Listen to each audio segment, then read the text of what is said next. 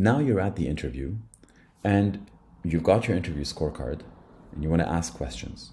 The first thing that you want to be mindful of is asking good and precise questions.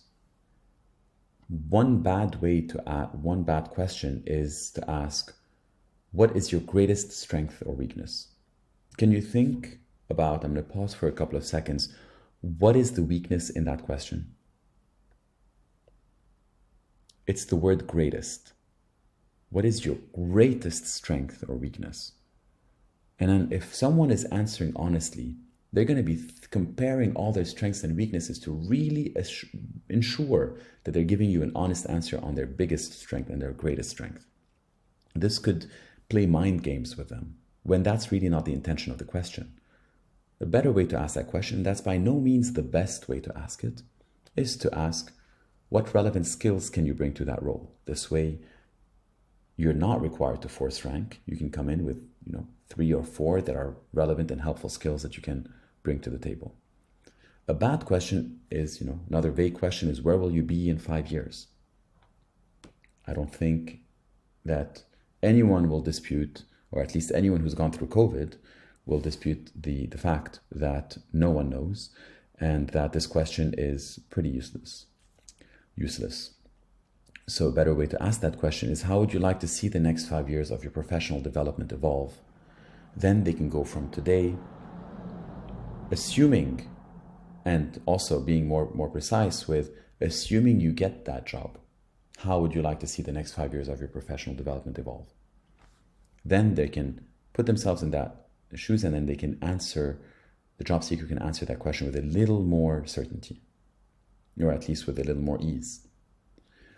If you have a lingering question in the back of your mind, be sure to ask it so that you don't leave the interview not having asked a question and potentially let that doubt grow in your mind after the interview is over, and that'll play against the job seeker. Might as well be upfront about it. However, even though you want to ask instead of assuming, I want to caveat a few things. Avoid any trauma-inducing questions. Why were you in prison? What did you do? Or tell me about your, the period, like why did you seek refuge? This can create a lot of trauma in the person, can bring up those emotions, and then really get them in the perplexed place because they are here to put their best foot forward, to really do, that's their shot. That's in some cases, their second chance or their first chance in many cases. And so that could really send the interview astray. What you could do is potentially turn it into a positive if you want to understand why was there that 2 or 3 year gap. So realizing that the person had to seek refuge, you can turn it into a positive. Say that there was during that time where you had to move from place A to place B. What are some of the skills that you've learned during that time? And then you'll be surprised with the stories that they're going to share, showing deep empathy, deep teamwork, extraordinary resourcefulness, unbelievable humility, extreme hard work.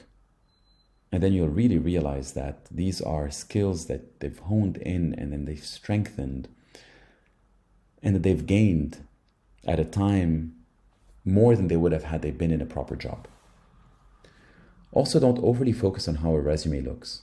Some cases when someone travels from another country, they may have a resume not as a one-pager that is common in the West, but as a curriculum vitae, a CV with multiple pages with references and things like that. Or some will put their pictures.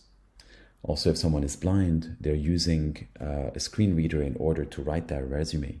And sometimes the screen reader can't always capture spelling mistakes. And so if the resume reads decryption instead of description, that's okay. Assume that it means description. And I would advise to not hold that against them.